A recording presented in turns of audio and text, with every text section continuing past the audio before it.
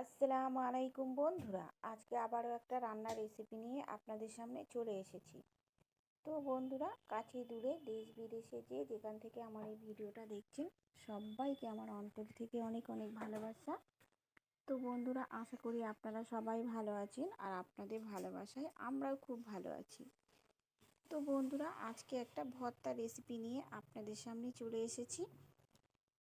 তো পটলের ভর্তা রেসিপি অনেকে তো অনেক রকমভাবেই বানিয়ে থাকেন বন্ধুরা। তো আজকে আমি পটলের ভর্তা রেসিপি বানিয়ে আপনাদের সঙ্গে শেয়ার করব, আপনারা পুরো ভিডিওটা দেখতে থাকুন। তো এখানে আমি 6টা পটল নিয়েছি বন্ধুরা, আর এগুলোকে আমি ছুরির সাহায্যে একটু কেটে নিয়েছি। পটলগুলোকে আমি পুরো ছিলে নিইনি বন্ধুরা, ওপরের সবুজ অংশটাকে একটু খোসা দিয়ে হালকা করে কেটে নিয়েছি। নিয়ে পটলগুলোকে আমি একদম ধুয়ে পরিষ্কার করে নিয়েছি বন্ধুরা। এরপরে আমি এখানে একটা পাটা নিয়েছি আর নিয়েছি একটা ছুরি। পটলগুলোকে মাঝখান থেকে কেটে আমি একটু টুকরো টুকরো করে নেব। তো বন্ধুরা, আমি তো যেহেতু ভিডিওটা একা একা বানাই, তাই কিছু কিছু ক্ষেত্রে একটু অফ ক্যামেরায় বানিয়ে নিতে হয় বন্ধুরা।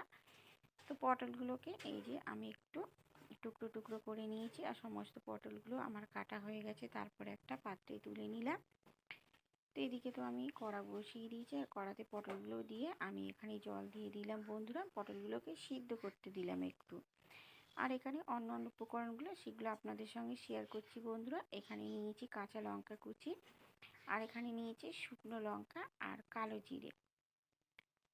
ভর্তাতে তো খুব বেশি মশলার প্রয়োজন হয় না বন্ধুরা, তা এখানে নিয়েছি অল্প একটু হলুদ গুঁড়ো আর কয়েকটু রসুন একটু টুকরো টুকরো করে কেটে নিয়েছি। স্বাদ মতো লবণ নিয়েছি। একটা বড় সাইজের পেঁয়াজকে আমি সরু করে লম্বা লম্বা করে কেটে নিয়েছি, আর নিয়েছি একটু কালারের জন্য কাশ্মীরি লঙ্কার গুঁড়ো। তো এদিকে আমার বন্ধুরা পটলটাও সিদ্ধ হয়ে গেছে। তো আমি এরপরে পটলগুলোকে আমি জলের মধ্যে থেকে ছেঁকে একটা পাত্রে তুলে নিয়ে একটু ঠান্ডা করে নেব।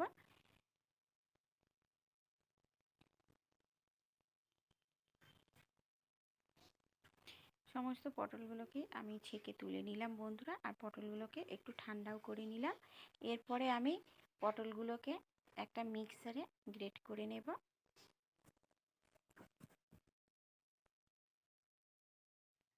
এদিকে আমার গ্রেট করা হয়ে গেছে বন্ধুরা। তার মধ্যে এদিকে আমি একটা পাত্রে বসিয়ে আবার একটা কড়া বসিয়ে দিয়েছি, আর কড়াটা আমার গরম হয়ে গেছে। কড়াতে দিয়ে দিলাম পরিমাণ মতো সরিষার তেল। তো এখানে আমি ফোড়নে দিয়ে দেব বন্ধুরা শুকনো লঙ্কা।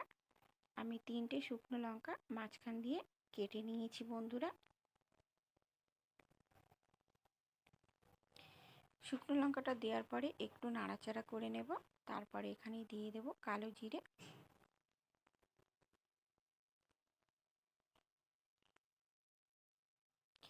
কালো জিরেটা দেওয়ার পরে আমি আবারও একটু নাড়াচাড়া করে নেব বন্ধুরা। তো যে সমস্ত বন্ধুরা আমার ভিডিওটা দেখতে দেখতে এই পর্যায়ে চলে এসেছেন, লাইক করনি বা লাইক দিতে ভুলে গেছে বন্ধুরা, প্লিজ একটা করে লাইক করে দেবেন। কারণ আপনাদের একটা করে লাইক আমার কাছে অনেকটাই মূল্যবান, আর আপনাদের একটা করে লাইক আমাকে ভিডিও বানানোর জন্য উৎসাহিত করে বন্ধুরা।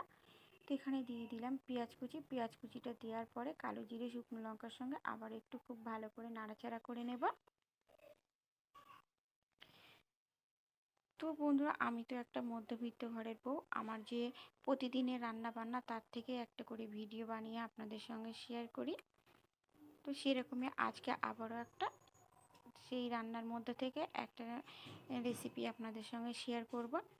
তো আমার রেসিপিগুলো যদি আপনাদের ভালো লেগে থাকে, তাহলে অবশ্যই লাইক কমেন্ট শেয়ার এবং সাবস্ক্রাইব করে আমার পাশে থাকবেন।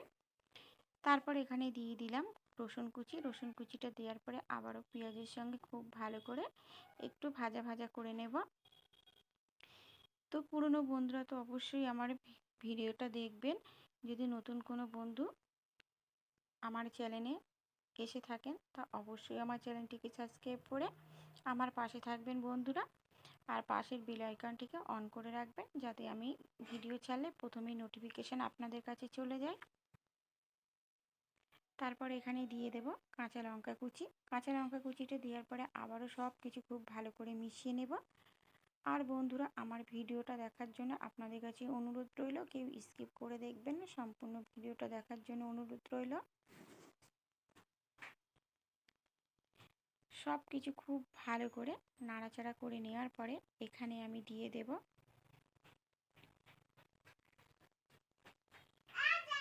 হলুদ গুঁড়ো, তারপরে আমি দিয়ে দেব কালারের জন্য কাশ্মীরি লঙ্কার গুঁড়ো।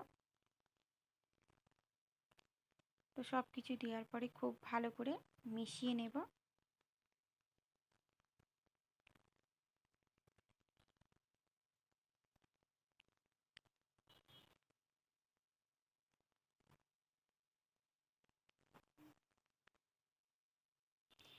সব কিছু আমার খুব ভালো করে মিশানো হয়ে গেছে বন্ধুরা। আর দেখুন মশলা থেকে তেলও ছাড়তে শুরু করেছে।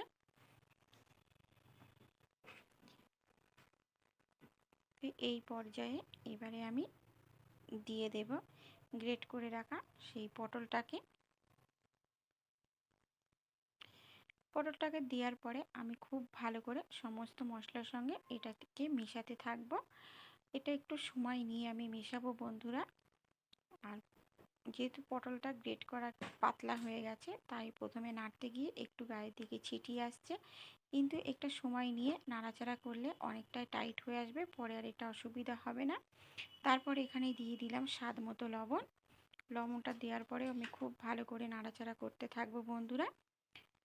তো যে সমস্ত বন্ধুরা আমার রেসিপিটা দেখতে দেখতে এই পর্যায়ে চলে এসেছেন, অবশ্যই লাইক, কমেন্ট, শেয়ার এবং সাবস্ক্রাইব করে আমার পাশে থাকবেন বন্ধুরা। যদি ইউটিউব থেকে দেখে থাকেন অবশ্যই আমার চ্যানেলটিকে সাবস্ক্রাইব করে আমার পাশে থাকবেন, আর যদি ফেসবুক থেকে দেখে থাকেন তো অবশ্যই আমার চ্যানেলটিকে ফলো করে দেবেন। আর এরকম নিত্য নতুন রেসিপি দেখার জন্য অবশ্যই বেল আইকনটিকে অন করে রাখবেন বন্ধুরা। তো এদিকে আমার খুব ভালো করে মেশানো হয়ে গেছে বন্ধুরা। দেখুন আমার ভর্তাটা একদম হয়ে এসেছে, মানে জল আমার শুকিয়ে গেছে, কড়া থেকে উঠে আসছে। এই পর্যায়ে আমি ওপর থেকে আবারও একটু সরিষার তেল ছড়িয়ে দেব। সরিষার তেলটাকে ছড়িয়ে দিয়ে নাড়াচাড়া করে আমি একটা পাত্রে নামিয়ে নেব। তো আপনারা একবার হলে পটলের ভর্তা রেসিপি এইভাবে বাড়িতে বানাবেন বন্ধুরা। এটা কিন্তু খেতে খুবই ভালো লাগে গরম গরম ভাতের সঙ্গে।